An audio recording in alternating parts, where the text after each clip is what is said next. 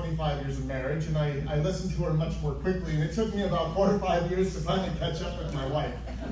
She was way ahead of me. I got out of residency, I started practicing medicine, and I heard my patients saying to me the same thing every day. They said, Dr. Stoll, can't you help me? I'm falling apart. Have you ever heard that in your families? Have you ever said that? Yeah. Maybe you've thought it. Man, I'm falling apart today. And so I would laugh, I would write a prescription, I would do a procedure, I would send them for a study, and they would come back. They would have a longer list of medications, they would have a new surgery, they would have a new diagnosis. I would go to a family get-together and I would hear relatives tell me, I'm falling apart, and we would all laugh and they would talk about their pain. There was a day in my practice, I had a woman sitting on the exam table, and she said to me, Dr. Stoll, can't you help me? I'm falling apart. And I don't know why I asked the question this day, but I said to her, I said, can you tell me what falling apart means to you? And I already had kind of an expected answer. I was looking at her chart and I saw her medications and I was expecting side effects. I had seen her list of diagnoses, diabetes, heart disease, cancer. But she started in a place that I was not prepared for. She said, my marriage is falling apart because my husband is sick and tired of taking care of me. I haven't traveled to see my grandchildren in 3 years because I can't leave the city and feel like I can actually sit somewhere for a couple of hours. I haven't been to church. My friends have stopped coming around because I'm depressed and I'm no fun. Our family finances are falling apart. We're facing bankruptcy because of all the expenses. And then with tears in her eyes, she leaned forward and she said to me, Dr. Stoll, can you help me? And in that moment, my mind was rapidly going through all of my lectures in medical school, everything I learned in residency, and nobody taught me how to help somebody put their life back together again. I was skilled in writing prescriptions, making a diagnosis, ordering a test, reading an MRI, doing a procedure, but nobody taught me how to help somebody reclaim the things that are most important. You know, diagnosis is not what's most important. It's relationships with people. It's using the gifts we've been given. It's finding joy in the morning. It's living a pain-free life. It's having hope. It's sharing your gift with the world. That's what's important. And nobody taught me that in medicine. I felt completely naked and incompetent in that moment. I didn't know what to do. I walked out of that room, had a conversation with myself and God, and I said, what am I going to do the next time that somebody asks me for help? And that set me on a personal journey of research. And I went through all of the diet books, and I thought, certainly somebody that's written a diet book has the answer. And what did I find when I got to the end of all of those diet books from Atkins to Zone? I was more confused than when I started. Is it low carb, high carb, low fat, high fat? Is it cabbage soup? Is it cookies? Is it swallowing tapeworm? What's the answer? And then I looked at all the research on diets, and what do you find? The success rate, they looked at 900 studies on diets. The success rate for keeping 20 pounds off at 5 years, 15%. 15%, that means 85% of people that start diets are going to fail to keep the weight off. And then what happens? This is really the critical piece. It's not the weight, but what happens to them, and it's happened to all of us. What happens when we lose weight, we're excited, and then 6 months later we regain weight? What happens? What happens to our self-talk? We start talking to ourselves. You don't have any self-discipline. What's wrong with you? Look at everybody else. We start judging ourselves and we take on condemnation. And that makes us feel poorly. And then what do we do when we feel poorly? We eat broccoli and kale and a big salad, right? No, what do we eat? Chocolate, ice cream, buffet, the whole buffet. That's right, we eat because we want to feel better. And did you know those foods, sugar, fat, and salt, they work on the receptors in our brain where pain medications work, like Percocet and Vicodin. They work on the receptors in our brain where Valium works, that we would take for anxiety. They work on the receptors in our brain where nicotine and alcohol and methamphetamine and cocaine work. So when we eat, we actually do feel better because we're treating our brain with substances that work on all those receptors. But what's the problem with that strategy? you eat, you feel better temporarily. Now, still the internal issues are there, right? The emotional issues. And then we heap some condemnation on ourselves because we say, I can't believe you ate the whole thing of ice cream. What is wrong with you? Right? And the food that we just ate causes us inflammation, makes us feel bad physically, and so we don't feel good. And then the only thing that we know to feel better is to eat again. Right? So even without thinking it, subconsciously, we just are drawn to these foods that are so ubiquitous in our culture, and we eat again, and I feel a little bit better again. And then it starts to slide after that. Another 2, 3, 4 hours, you don't feel good, and you eat again. And it's this awful cycle that has entrapped so many people today. And they just don't feel good. And that's not how you're supposed to live.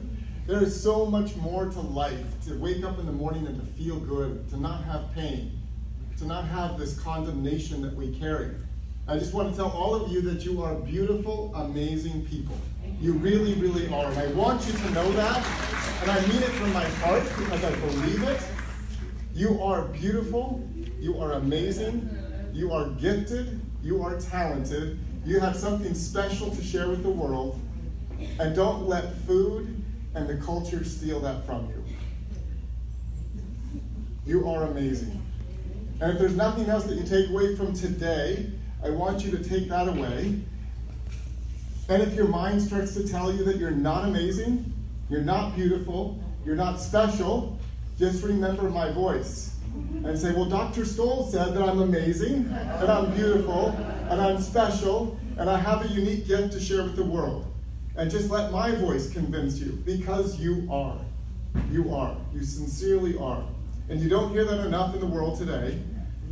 You don't hear it enough from people, even the people that we care about. So I want you to know that. I want you to file that in your brain. And I want you to pull up my voice as often as you need to remind yourself of how special you are. Because it is true. It is absolutely true. So let's just briefly talk about food. Now food, do you know you have a relationship with food? Did you know that? Yeah. We have it's a complex relationship. And sometimes it's not a healthy relationship, is it? It's a one way. We love our food, the food doesn't love us back. And unfortunately, sometimes breaking up is very hard to do. But it's necessary sometimes, right? It's necessary to go through that challenge. So what is food? Have you ever thought about it? It's important to ask questions to gain clarity. What is food? What is food? Yeah, so both of these we would classify as food, right on it. So Friday night we might say, hey, let's go out and get some food, maybe some pizza. And then we also know the food on the right is food. But what is food? At the core of its being, what is food? Food is nourishment. Food is energy. Food is health for our bodies. It sustains us. It rebuilds us. But what's the problem with the food on the left? Does it do any of those things? It really doesn't. I mean, maybe energy. We get energy from it. Temporarily. But look at that. Just take a look for a minute and feel it. What do you feel when you see the food? Hungry. Okay, that's honest. I agree. Are you really hungry or are you craving? Craving, right. There's a difference there, right? Yeah, true hunger is when our body desires nutrients. We see that food and it activates those chemicals in our brain where we have a craving. Much like somebody would crave an alcoholic drink or a cigarette. Same type of relationship. How does that look and feel though? Alive, vibrant, energetic. You feel light, hopeful. Hopeful, that's right. But I just want you to see there's a relation. We have feelings and emotions associated with food. And it's really important to understand that because that starts to form this relationship, the way that we think about the food in our lives. And we have real feelings toward food. We love food. Think about that. We use that word a lot, don't we? Oh, I love my pizza. And we even say it with like emphasis. I love my pizza, right? We love it. It's emotional. Think of how does that look and feel? It's vibrant, it's alive. Nutritious. It looks healthy. It does. And it does powerful things in your body. Food is never neutral. It never is neutral in your body. Whenever you take a bite, it does something. It does something. This is from JAMA 2017, one of the leading journals in the world. And they showed that certain intakes of foods and not enough of others was responsible for nearly half of all the deaths in the United States. The World Health Organization goes higher and says 70 to 80% of all deaths are related to what we eat. Wow. Isn't that amazing? Yes. That's powerful. So that means that up to 70 to 80% of our loved ones don't have to die the deaths they're dying if they simply change their food. And it's not even about longevity, it's about the quality of life from the beginning to end. You can live to 95 and the last 35 years of your life are miserable, pain-filled, filled with surgeries, medications, end up in a nursing home. So half of your life, almost your quality of life, is lost because of the food you eat. And this is really important for children when we start to think about what we're instructing our children. So the other question, what is medicine? We have a great medical system. You know, if somebody breaks a hip, you can get a pin placed in your hip and you're up and walking. If you have an awful fracture, they can fix it. If you have a dissection of your aorta, they can save your life. We can do amazing things with medicine, but also medicine has lost its way. Right. Rather than looking to the roots of disease, did you know the word radical means roots? So a radical diet is actually going back to the roots, the foundations. So rather than looking at the roots of disease, we treat the symptoms of disease with medications. Right. And medications don't have any side effects or problems. All of them do. And we don't know how they all mix in the body. When you get, it's called polypharmacy, when you get beyond 2 to 3 medications in your body, we have no idea what actually happens in your body. We do not. Medications are expensive, they make you feel bad, and they never fix the source of the problem. They cover up one problem, while the underlying issues continue to grow and manifest somewhere else. Just because you're taking medications for diabetes doesn't mean that you're not going to continue to grow heart disease or cancer in your body. And this is where we are today in healthcare. All of the doctors and healthcare administrators are mopping up the floor, and the faucet of lifestyle choices is running. And until we turn the faucet off, we'll never be able to clean up healthcare. We're spending almost $3 trillion a year on healthcare. And as a nation, we're getting more and more unhealthy. And we worry that there's not enough money to go around. There's more than enough money to go around if we do the right thing. Hippocrates said the natural healing force within each one of us is the greatest force in getting well. Our food should be our medicine, and our medicine should be our food. And that's what I'll just touch on today so you can take it home. When you eat food, it activates everything in your body to begin healing. That's how powerful it is. For the last 9 years, I've been doing health immersions for Whole Food employees. And the Whole Foods will identify 100 of their most unhealthy people, and they send them to spend a week with us in Florida. And we feed them a plant-based diet. What's amazing to me is these people have abused their bodies for decades, and in just 1 week of the right food, their diseases start to go away. We take people off blood pressure medications for diabetes, pain goes away, BPH goes away, fibromyalgia goes away. 1 week of the right food.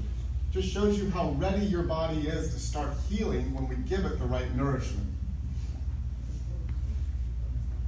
Just a couple of other statistics to set the stage for healthcare. 75% of healthcare spending today is related to chronic lifestyle diseases. So 75% of $3 trillion is related to the choices that we're making, what to eat, whether or not to smoke and use drugs, activity, and sleep.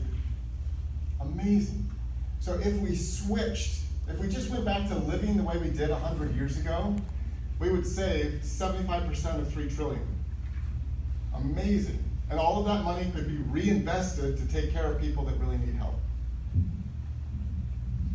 The World Health Organization this year, and this is so important for children, classified processed meat, which is what?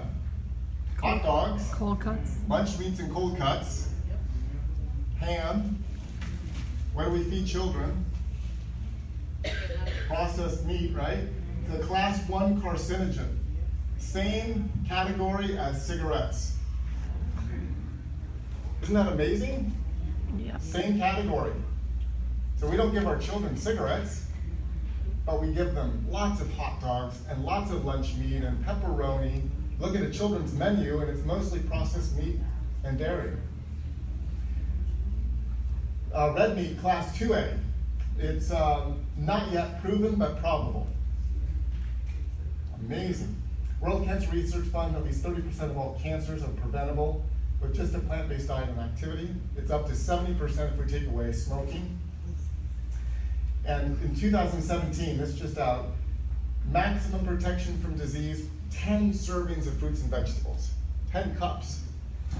That's a lot, isn't it? Yeah. 90% of people are aware of that we should have 5 or more per day, but at least only 34% eat 2 or more. Isn't that amazing? So where's the disconnect? We all know we should be eating more, but why don't we? What do you think? Expensive. We think it's expensive. Can't get there. Can't get access, true? Time and access, right. So we'll address some of those today, because I want to help reset some of those concepts. This is from the Bill and Melinda Gates Foundation. Number 1 killer is diet in America. Number 1, ahead of heart disease, ahead of tobacco, ahead of obesity, everything, the diet is number 1. And it's not too few calories. We have pockets in our nation where people still are not getting enough food, and that's important to take care of that. This is too much of the wrong food. But the good news is there's an easy solution for that. And we've seen, despite all of the information, our country continues to get heavier, especially in our children. Look at that graph from 6%, almost 20% of children are obese in our country. And it's because of the food that we feed them, and it's because of children's menus. We've let, our culture dictate what our children eat, rather than us making better choices for our children. And it's not just people. 60% of all pets in America are obese. Isn't that amazing? I put this up here just to help us understand this is a cultural issue. We're awash in this culture of poor health that spills over even into our dogs and our cats. It's a cultural shift that's happened. It's changed the way that we think about food, the relationship we have with food, the way that we spend our money, the way that we access food.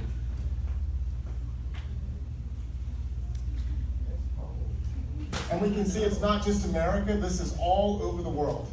The westernized diet, this diet is high in processed food, oils, animal products, fast food, has been shipped out all over the world. And now in countries like the Middle East, they're expecting a 100% increase in type 2 diabetes. India, Africa, China. The incidence of heart disease in India and China is higher than the United States now, because we've exported our lifestyle. I was doing some missions work in Haiti, where they have too little food, and I was shocked that there was obesity, hypertension, diabetes in Haiti, because we ship in processed food to give them calories, they get sick, and guess what? Then Western doctors have to bring little boxes of medicine down to try and treat them, rather than giving them independence. And that's what this is about. It's about helping people to be independent and live abundantly. And the solution for Haiti is the soil, teaching them how to grow their own food. And this is cancer incidence expected to grow and surpass or leapfrog heart disease as the #1 killer. But I don't think that's going to happen because I think there's a shift coming. This is what people eat today. They did a survey. They asked 1,000 people, how many of you eat a healthy diet? What do you think the percent was?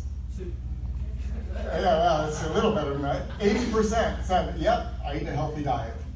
80% of people. But it's just we don't understand what healthy is.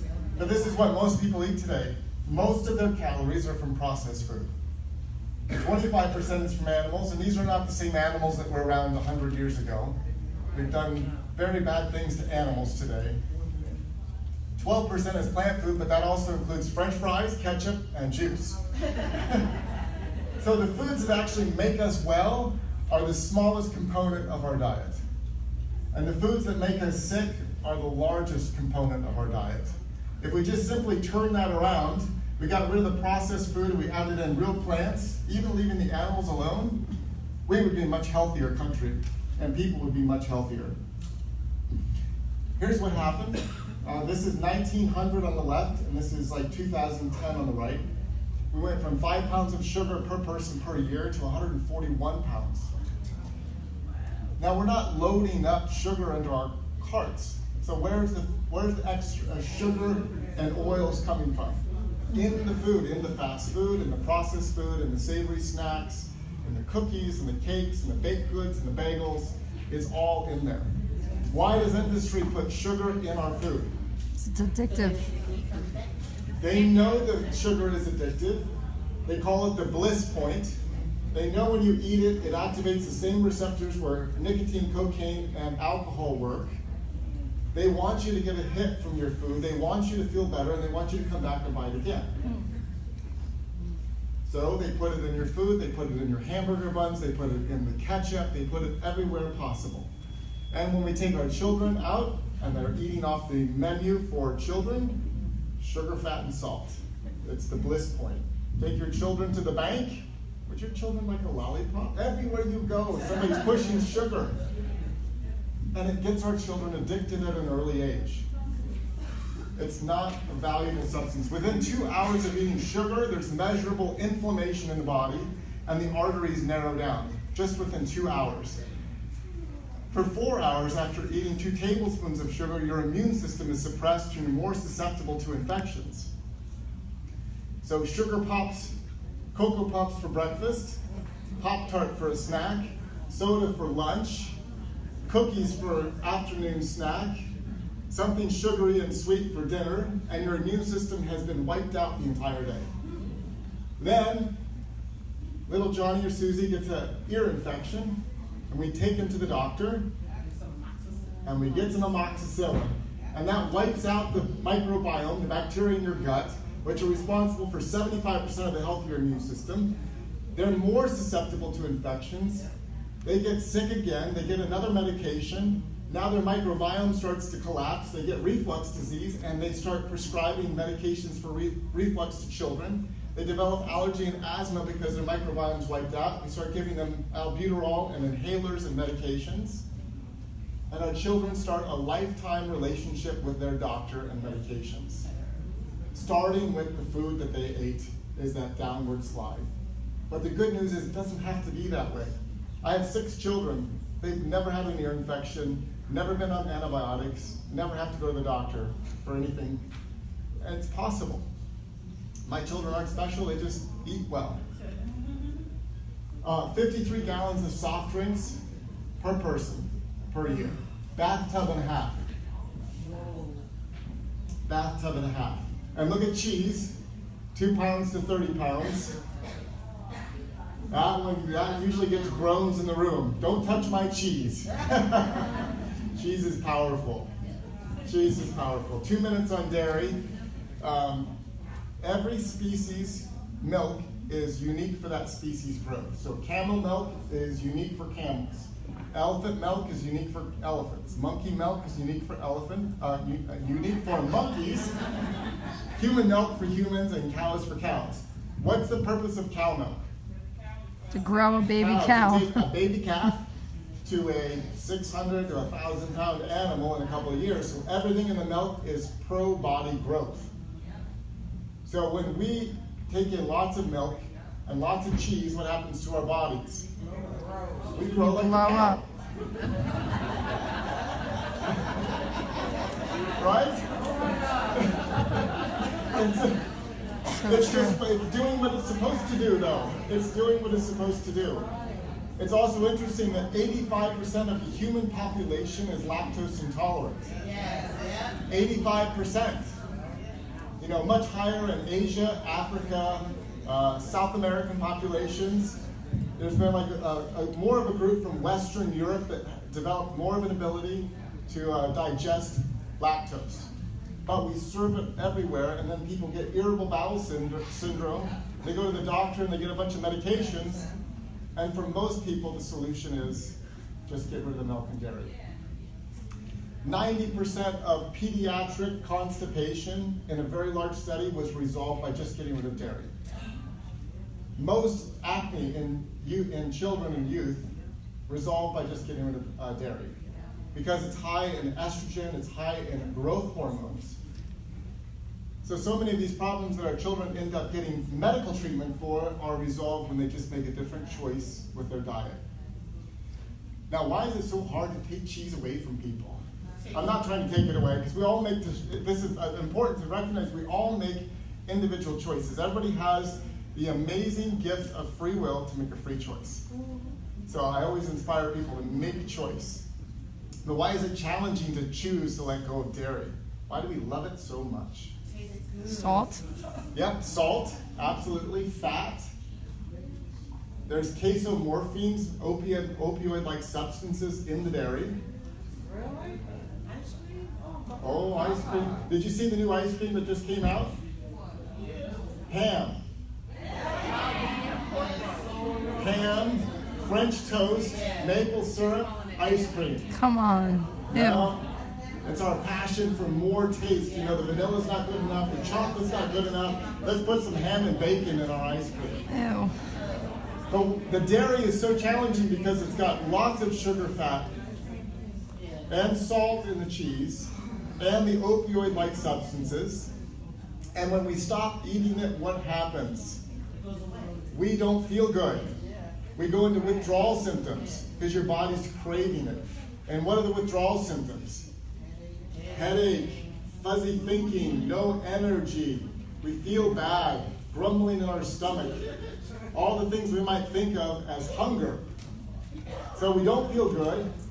We go back and we have a little bit of cheese because that's what our mind is craving. We have those pictures in our mind. I just got to get some more. It's, you know, it's back in the left-hand corner of the fridge, and I'll just take one sliver, and we don't eat it. We have 5 slivers because the cheese has more power than our willpower.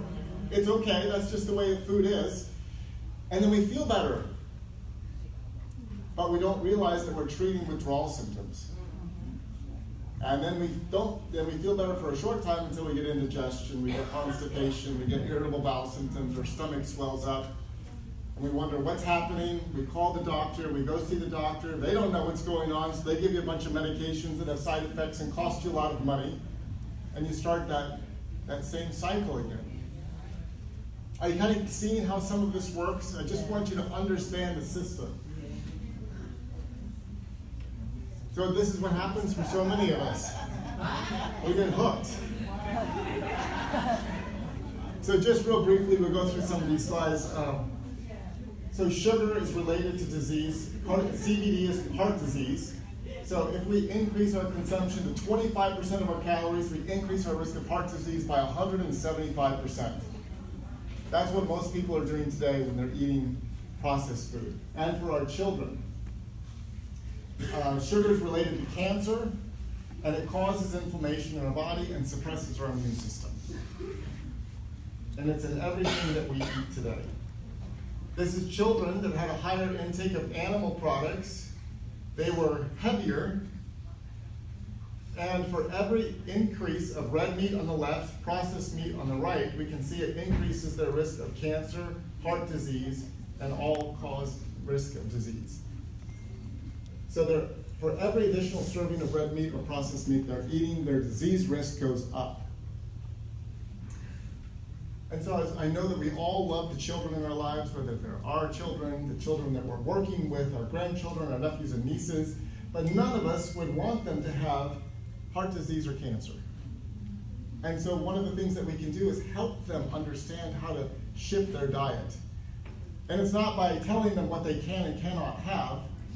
Does that work? Especially with a teenager. That does not work. Usually that pushes them in the other direction. We have to inspire them.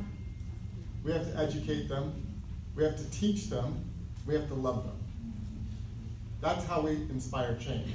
We come alongside of them. We love them. We educate them. We take them places. We show them things on the internet. We watch movies with them. And we help them develop a fund of knowledge and understanding and personal inspiration that they'll make better choices. Food police never works. And people say, well, what about the paleo diet today? Right? That's a way to lose weight. People do lose weight in the paleo, and the thing I agree with the paleo is you get rid of the processed food. But you still eat lots of meat, and especially the new paleo, they eat lots of bacon and processed meats. And down here, this ratio just shows there's more inflammation, more omega-6s, and very low fiber. And those are really important. Fiber helps to wash away extra estrogen. It helps to wash away extra cholesterol. It feeds the bacteria in the gut. It reduces inflammation. Helps us manage our blood sugars. It does so many amazing things. But they have no fiber. The ancient people groups had a lot of fiber. And so the true paleo group, while you lose weight, that's true, it's not something that makes you healthy long term. This is from JAMA again, just to show you that in the literature today, they're saying higher animal protein intake was positively associated with increased heart disease, and high plant protein intake inversely associated with all-cause and heart disease.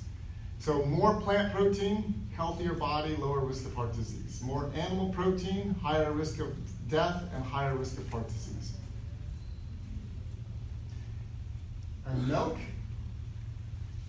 So more than 3 servings a day, increased risk of Parkinson's disease. Whole milk servings, increased risk of prostate cancer for men. And replacing dairy with just polyunsaturated fatty acids from plants decreases risk of all-cause disease.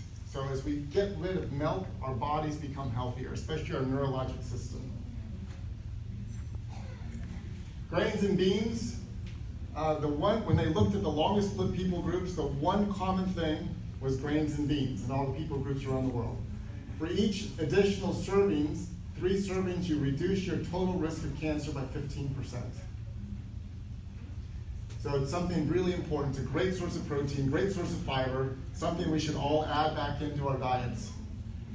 Very easy to do and very inexpensive. When we talk about the cost of eating healthy, dried beans, whole grains are very inexpensive and an easy way to add those things in. Especially leafy green vegetables, more servings, lower risk of cancer, and each additional serving of fruits and vegetables reduces our risk of heart disease and all-cause mortality. So the more vegetables we eat, the lower our risk of disease, and the better we feel. This was an interesting study from the World Health Organization that shows in the red the percent of deaths from cancer and heart disease, and the blue is the percent of unrefined plant foods. So we can see that in Hungary, the USA, and Belgium, we have very high risk of deaths from heart disease and cancer. We eat very few unrefined plant foods. But over in Laos and Thailand, where most of their calories come from plant foods, very low risk of heart disease and cancer. And those are both awful diseases. There's no easy solution. Heart disease, if you have a heart attack, they put a stent in. Do you know what a stent is? Yeah. So there's narrowing in the artery, they put a little spring in and it opens it up. But what happens to the stent in 5 years? It Closes up again, plus the other arteries around it will close up. And they put another stent in, and then the heart surgeon has to open up your chest, strip the vein from your leg, and bypass the areas that are narrow. But what happens to the bypass? They get clogged because it's a vein which is more susceptible. So my friends are cardiothoracic surgeons, it's called a redo surgery. They strip the vein from the other leg and they take you back in and they repeat the surgery. Cut the wires and open your chest up again. And you have a high risk of stroke and all kinds of other issues. So there is no medical solution for heart disease other than eating the right food. Nuts and seeds, and this is really neat, they actually reduce the aging of your cells. When you eat like a handful of raw nuts and seeds a day, just a handful, it's not a bag, just a small handful of nuts and seeds a day makes your cells younger and healthier. And that's what we see with food. It goes all the way down to the level of your DNA.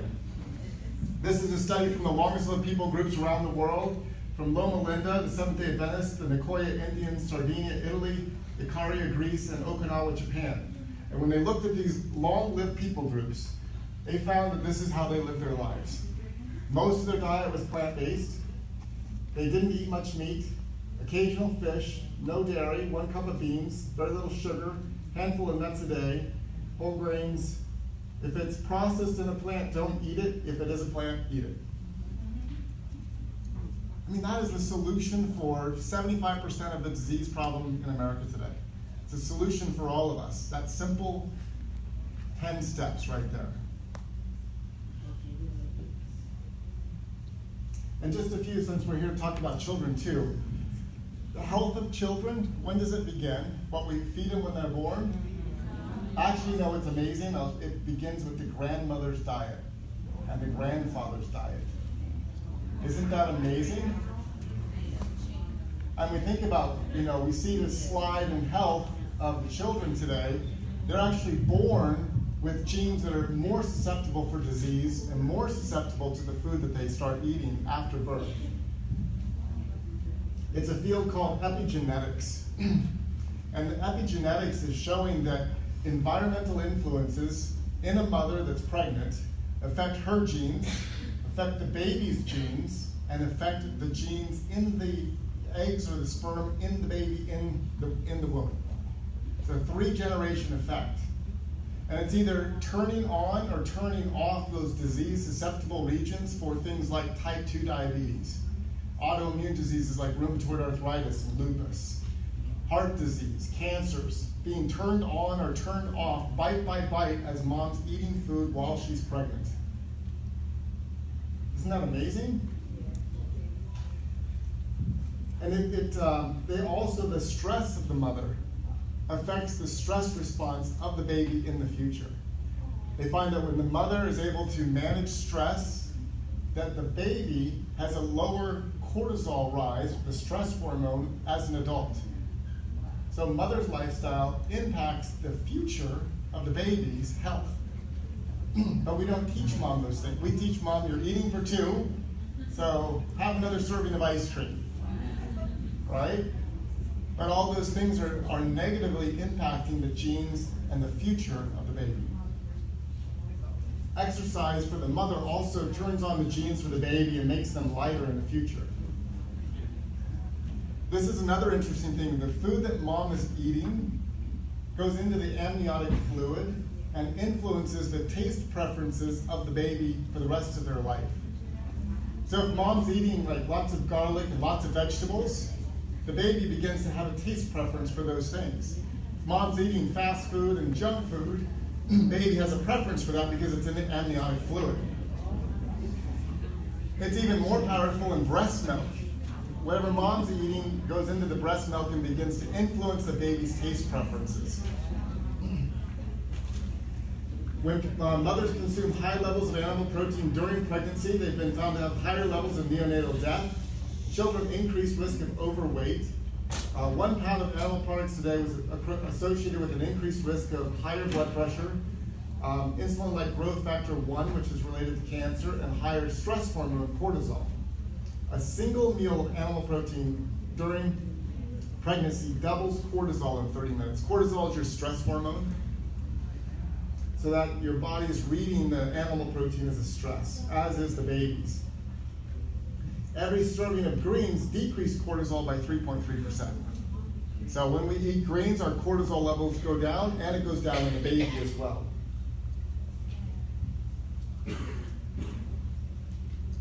So what about optimal weight for children? For every increased point of body mass index, as children get heavier, it increases their risk of adult cancer by 9%. And now we see that at least 20% of our children in our country are obese. What happens to their risk of cancer? It goes way up. None of us want our children to face cancer.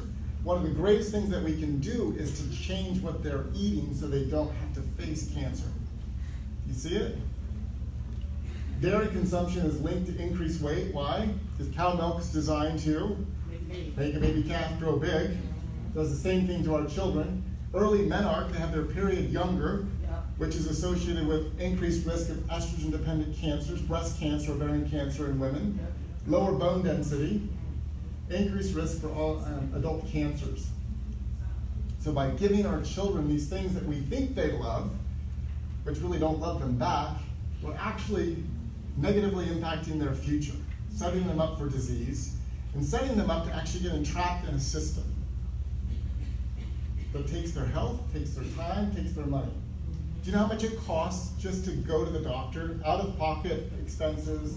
Harvard did a study and they found $70 based upon your time away from work and out-of-pocket expenses. Just to go to the doctor. $70 every time. Is the doctor helpful every time? No. One, they're usually behind. Office staff is sometimes grumpy. Doctors sometimes grumpy because they're frustrated. And you spend a lot of money and you don't get answers. Or you get a medication that you spend money on that has side effects that you have to throw away and you have to go back and get another medication. Plant-based diet in children, age 2 to 3, resulted in increased gut bacteria diversity, which is very important for their long-term health. And positive gut bacteria produce these little things, the short-chain fatty acids that actually help lower blood sugar, make the gut healthy, reduce the risk of colon cancer. When we eat more plant foods, it changes the children's gut bacteria. And this is really neat too with breastfeeding. When the mama is breastfeeding the baby, for a long time they found that there's these sugars, these oligosaccharides, that the baby didn't digest. And the doctor said, and the researchers said, well, these must just be something from the past, they don't have any purpose. They actually found out the oligosaccharides feed the bacteria in the gut, the healthy bacteria, and grow the baby's healthy microbiome. So there are sugars in the milk that don't feed the baby, they actually feed the bacteria. And the bacteria grow and they make the baby healthier and they make the baby's immune system healthier. But also while mom's nursing the baby, it causes some of those bacteria to get released into the lymphatic system and they actually enter the mom's breast milk and mom is beginning to colonize the baby's gut with bacteria from her own gut. So the health of the mom's microbiome impacts the health of the baby's microbiome, which prevents the baby from getting ear infections, colds, allergies, asthma, and long-term lupus and other issues. So we'll just go through a couple things real quickly with disease reversal, because this is exciting. This is why I love this, is that your past and your genes do not have to be your future. You can change it all by changing what you eat, and it happens relatively quickly. So heart disease is something that occurs over decades. It's usually a 40-year disease. When they look at children from autopsy studies of motor vehicle accidents, they have heart disease at 10, 12 years old today. And it grows bite by bite, pizza by pizza, ice cream by ice cream, until we get to this place where the plaque has grown so much it starts to push in, and then it ruptures and it closes off the artery, and they have chest pain and heart attack because the heart's not getting enough oxygen. And then the doctors go in, and they put a stent in there to open it up, but this is still here, and it can grow back in. So it's not a fix, but it was the diet that caused it over time. But this is what's so exciting, is the diet can change it very quickly. These are the studies from Dr. Dean Ornish in his landmark lifestyle trial. This is the heart muscle, and this is a part of the heart muscle that is not getting any blood because those arteries are narrowed. In 3 weeks, the heart has new blood supply. Just 3 weeks. There is no solution for this except diet. And they found that people that ate this way, 91% had very little heart disease, even at 5 years. And the control group that continued to eat poorly had a 165% increase in their chest pain. It works. 82% of people had an improvement in their artery diameter just simply by changing what they ate. That's a much better solution and a lot less expensive solution. This is Dr. Caldwell Esselstyn, who showed in his studies that this is the artery of the heart going down the outside of the heart to supply the blood. And this is the narrowing. This is actually from the cardiologist down the hall. They came to Dr. Esselstyn and said he's having chest pain and had a heart attack, but he didn't want a stent and he didn't want surgery. So it's interesting, he'd recommend that for someone else, but he wouldn't do that himself. So when it came right down to it, he wanted to see if he could reverse it with his diet. And he did, and this is 18 months later. 18 months later, chest pain completely gone, crisis is averted, and he's healthy and well and running marathons. No stent, no medications, no surgery, no medical expense, no time lost. Just healthier in every way. What about type 2 diabetes? They're estimating today that almost 1 in 2 people have prediabetes or diabetes. And 1 in 2 of our children are going to end up with diabetes in their lifetime if we don't make changes. 100% of the type 2 diabetes epidemic today is related to what we eat. So it does not have to exist. It's another disease that is reversible. In several studies, this one, 44% of patients with type 2 diabetes on insulin could stop their insulin in just 4 weeks. And 74% of people in 4 weeks left the center without the need for medications. So people on medications for diabetes for decades can reverse it and be off medications in just 4 weeks. 4 weeks to freedom. That is good news. That is really good news for people. And you feel better, and your weight goes down naturally, your mind clarity goes up, everything is better. Some people with diabetes get pain. Have you ever heard of the nerve pain, peripheral neuropathy? There is no good solution for that. The medications are awful with terrible side effects. But in this study and in others, 81% of people had an improvement, and look at that, 4 to 16 days. So, and this is terrible pain. This keeps people up at night. They can't put their shoes on. They sometimes have to take Vicodin for the pain. But their solution is 4 to 16 days away. Changing their food, and in 4 to 16 days, they don't have pain. And this is important because people say, well, you can't eat that way long term. 71% were able to keep up the diet at 4 years. If you have the right mindset and belief system, you can. And this is Hippocrates. If someone wishes for good health, one must first ask oneself if he or she is ready to do away with the reasons for their illness. Only then is it possible to help them. Right? Everybody has to be in a place where they're ready to deal with the issues. And sometimes it takes time. That's why we have to be patient. That's why the most important thing, if you decide to make a change, is just do it yourself. Let your example speak to others. We don't have to necessarily preach to others. Out of the change in our own life, they'll have to ask questions, and then we can just share the hope that we have. We don't have to try and push that on others, because it's a decision for people. We have to get to the place where we understand the relationship we have with food. Sometimes we have to overcome emotional issues around food. I had a patient, and she knew all of this information. She knew how to do this. She did it, and then she gained her weight. And she did this yo-yo for a couple of times. And one day she was sitting in my office and she was crying. She said, Dr. Stoll, I don't know why I can't make this a part of my life. I don't know why I can't keep doing this. And I said to her, well, Mary Beth, there's probably some emotional block that's preventing you. And then she got quiet and tears started to run down her face. And she said, well, I've never told you that my first husband physically abused me. And whenever I start to get thin, I start to feel like somebody else will think I'm attractive, and they might abuse me as well. So I gain weight because it keeps people away from me. So her weight was her self-protection. So she wasn't able to make a long-term change in her diet until she was able to heal that wound in her soul from that abuse situation and start to feel safe. And then when she was able to start feeling safe, she was able to successfully make a lifestyle change.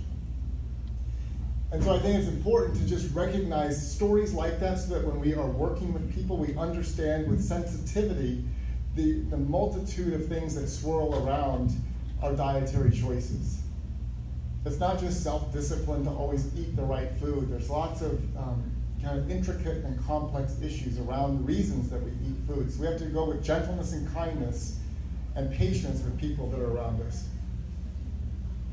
Just a couple of quick stories. This is a good friend of mine, Marcy Madrid, in